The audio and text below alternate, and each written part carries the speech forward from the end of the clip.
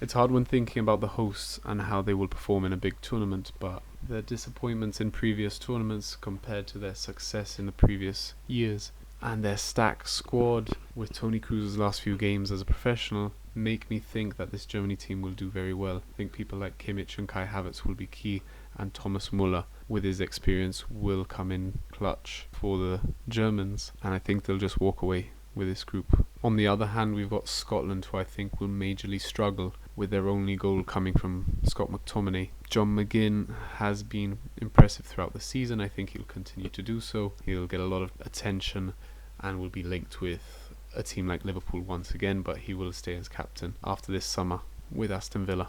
This team had a 14-match unbeaten streak to get here into the competition, and that is the largest unbeaten streak that Hungary have had since the Ferenc Puskás days. So I think they're here to be really good in this tournament. I think Szoboszlai will be crucial, and I'm going to say 1 win, 1 draw, 1 loss in this group, but they'll make it out. I don't know how Ricardo Rodriguez is still only 31, even though I was using him in FIFA 09. It feels like. But this team will get a big boost from Granit Xhaka's excellent season. I think he'll carry over and lead the team very well in this tournament. They've got a lot of big name players that are playing in big clubs, so I'm a bit torn on their outcome, but I'm putting them to finish third. The Spain team always tricks me because I think back to the success in 2008, 10 and 12, and I look at the team now and just feel like they're missing that striker, like Fernando Torres style, that will get them the goals. I think they've got great players though. Rodri, Lamine Yamal will go really hard in this tournament, but the World Cup in Qatar has led me to not believe in them so much with all that passing and no goals. Hopefully they don't do as bad this time round. A team that has done very well in previous tournaments is sadly losing all of their stars, or at least they're coming to the end of their careers with a national team. But I think they're experienced enough to push through and come second in this group, even overtaking Italy, who are the reigning champions, and it's been tough to replace their big defenders, but they have got Donnarumma in goal, and with him he can save a few results, but I don't think they're going to win a single game in this tournament. And I feel like a lot of reigning champions in their next tournament always crash and burn. I think Italy would do the same here. Not much to say about Albania as the lowest ranked side and in this group of death. I just think that they're here to frustrate a couple of teams, but they won't finish any higher than bottom of the table, I don't think. Similarly to Albania, I think Slovenia will struggle in this tournament, but I think it will be a short stay for them in Germany as they bow out as well. A team that looks quite strong defensively with dependable midfielders and an exciting forward line. I think they'll go unbeaten in the group, but all three will be draws. They'll frustrate England in their matchup, but I think they'll have to be competing for best third place team. Serbia are kind of like the wild card for me in this group. I think they'll finish second with this huge team in terms of stature that they have. They've got very good strikers, and I think they will lose to England in their first game, but they will recover well and progress. I think they'll pick up a win against Slovenia, and that will be enough to get them into second place just behind England, who are the tournament's favourites according to the bookies. They've got an unbelievable squad, but I don't know how they will line up. It's very hard for me to even come up with a starting 11 for England because there's too many players, and the way that Gareth Southgate wants to play, I don't even know what that is. I think my opinions of him have been crashing ever since the 2018 World Cup, and his decision to not include Maguire despite his excellent form for England, not including Grealish, who off the bench will offer something no one else can. It will have to depend on Kane and Foden, who have had great seasons, Saka as well, to be able to push this England team forward. And obviously Bellingham will come into play at some point as well. It's sort of no doubt for those players, but will they be able to give enough to help push them past the groups, because obviously they'll be topping the group here. The outcome of Poland in this tournament really depends on their game against Austria, I think, because the other two teams are a bit too strong for both Austria and Poland, but Lewandowski will need some service. As we've seen in previous tournaments, he does struggle to get some service, and literally any service will do for the man, as he can score from anywhere. There are some other key players for Poland, and I think Jakub Pietrowski will be one of them, as he signs for a Bundesliga team after this tournament. The recent injury of Frenkie de Jong will hurt this team, as their midfield sort of lacks that firepower that they normally do have. They've got great defence and a great forward line. Well, not really a great forward line, but a decent forward line that can get goals. But they should qualify for the round of 16 just because of the nature of the other two teams that are in this group. And they'll draw against Austria.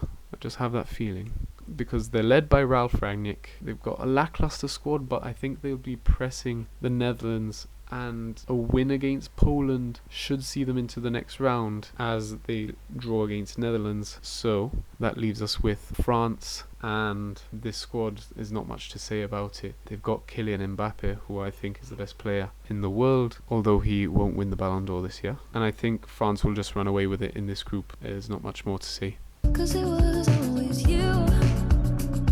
I think most people, I'd say about 90% of people, have Belgium finishing first in this group, apart from maybe one or two that try and do something silly with Group E. They're nearly losing all their big players, but De Bruyne is still there. I don't think he'll have an amazing campaign here, but I think Trossard, Openda and Bakayoko will have a major impact as they feed off Lukaku if they get any time on the pitch, which they should. I think they're great impact players, whether they're starting or coming on and finishing the game. I think they'll do really well. I really don't have much to say about Slovakia, especially in this group. Own goals being the top goal scorer, I think that's as much as I can say. Romania, on the other hand, I just have this feeling, and I don't know why. They're unbeaten in qualifying. They'll have an amazing fan base following them everywhere they go. It's just my sort of feeling this year. I had Uruguay in the last World Cup and they went out in the group, so why not? Another team that it really depends. If I'm wrong with Romania, I think Ukraine will be seen as the second place in this group, because they could both knock off points off each other and off Slovakia, so it will be a toss-up between them. I just think Ukraine have a little bit less than Romania in my made-up world, so I'm not sure. And if I'm turning blue, please don't save me. A really strong squad when you look at it in terms of the sort of level you normally expect for Turkey, but I think there'll be loads of goals in all of their games. I'm not sure why, but Kokchu, he's going to be your man. Is that how you say Kokchu? Koshu. Kokchu. This is a quick airplane through the air that just falls very quickly. Happy that they're in their Euros debut, but I don't think they're going to do much, especially in this group where there are a lot of competition going for that second and third place, with Portugal being the main men in this group as they run away with it. Massive goal difference. A lot of special young players, special experienced players that will really gel well and allow them to win all three of their games, I think. I think Czech Republic were pretty decent in the previous Euros, but they're not really giving me that feeling for qualifying in the top two places for this championship.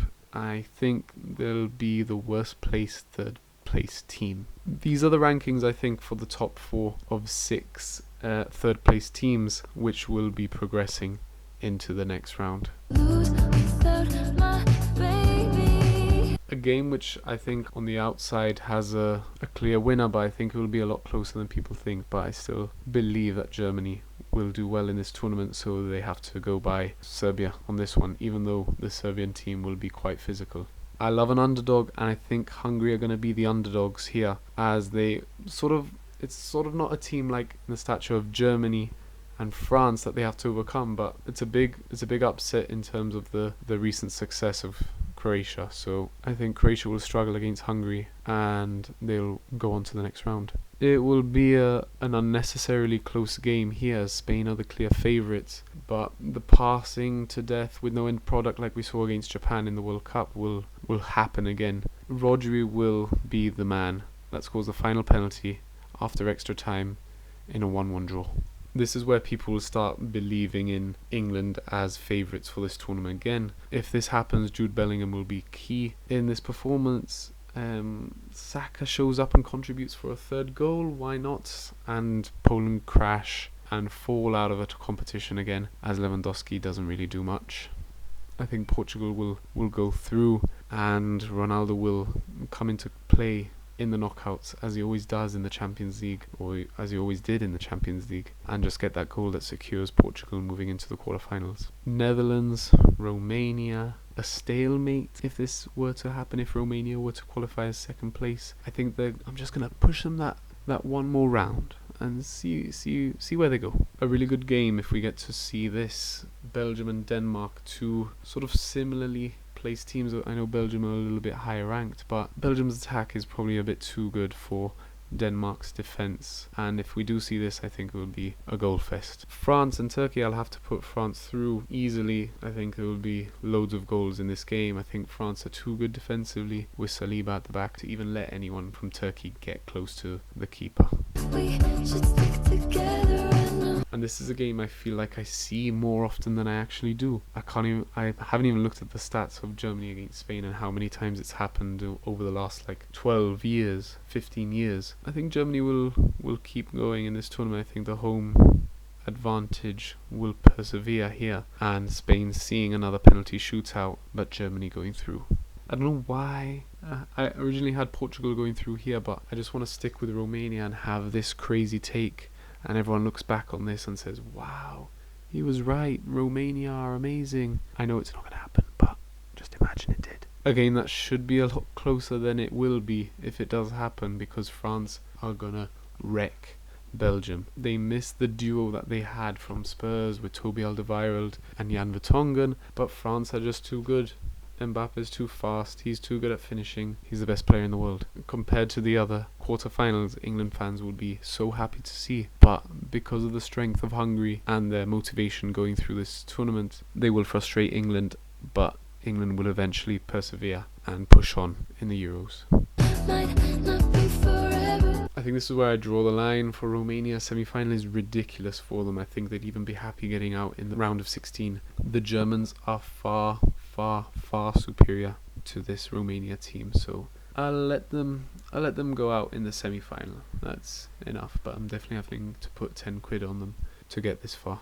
This game sort of broke my heart last time. As someone that supports England and wants them to do well, I think I've given up on them. I don't even know why I put them in the semi-final now at this point, because it's just not it. I just don't see them winning. They've got an incredible squad, but I just don't see them getting to another final. And then there were two very good nations with really good squads, great players, and the ability to beat anyone. It's no surprise that I put these two people here. I'm assuming most people have got Germany and or France.